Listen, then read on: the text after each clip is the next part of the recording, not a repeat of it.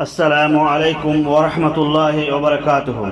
الحمد للہ کفا والصلاة والسلام علی نبینا محمد وعلی آلہ وصحبہ اجمعین، اما بعد۔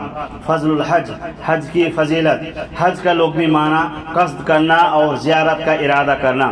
شریعت کی اصطلاح میں حج کہتے ہیں مخصوص اوقات میں خاص طریقوں سے ضروری عبادات اور مناسک کی بجا آوری کے لیے بیت اللہ کا قصد کرنا۔ حج اسلام کے 5 ارکان میں سے ایک اہم رکن ہے۔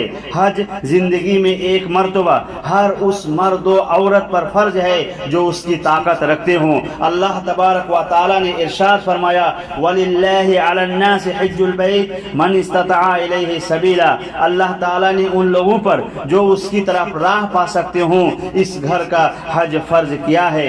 نبی کریم صلی اللہ علیہ وسلم نے فرمایا ایھا الناس قد فرض اللہ علیکم الحج فحجوا، اے لوگو اللہ تعالی نے تم لوگوں پر حج فرض کیا ہے لہذا تم لوگ حج کرو۔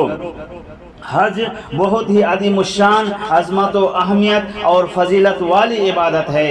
نبی کریم صلی اللہ علیہ وسلم سے اس کے فضائل و اہمیت کے متعلق بہت سی احادیث وارد ہیں۔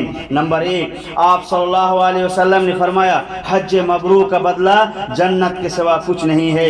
حج مبرور وہ حج ہے جس میں اللہ کی نافرمانی نہ کی گئی ہو۔ نمبر 2، آپ صلی اللہ علیہ وسلم نے ارشاد فرمایا ان الحج یہدم ما کان قبلہ، بے شک حج گزشتہ تمام گناہوں کو مٹا دیتا ہے۔ نمبر 3، نبی علیہ الصلوۃ والتسلیم نے ارشاد فرمایا پے در پہ حج و عمرہ کرو، بے شک یہ دونوں فقر و گناہوں کو اس طرح دور کر دیتے ہیں جس طرح بھٹی لوہے کی میل کچیل کو دور کر دیتی ہے۔ نمبر 4، آپ صلی اللہ علیہ وسلم نے ارشاد فرمایا حجاج کرام اللہ کے مہمان ہوتے ہیں اور ان کی دعا قبول ہوتی ہے۔ نمبر 5، آپ صلی اللہ علیہ وسلم نے فرمایا عمر رسیدہ اور کمزور عورت کا جہاد حج ہے۔ نمبر 6، نبی علیہ الصلوۃ والتسلیم نے حج مبرور کو افضل العمل بتلایا ہے۔ نمبر 7، آپ صلی اللہ علیہ وسلم نے ارشاد فرمایا جس نے اللہ کی رضا کے لیے حج کیا اور فسق و فجور، بیہودہ باتیں اور گناہ کا کام انجام نہیں دیا، وہ حج کر کے اس دن کی طرح لوٹے گا جس طرح اس کی ماں نے اسے گناہوں سے پاک و صاف جنا تھا۔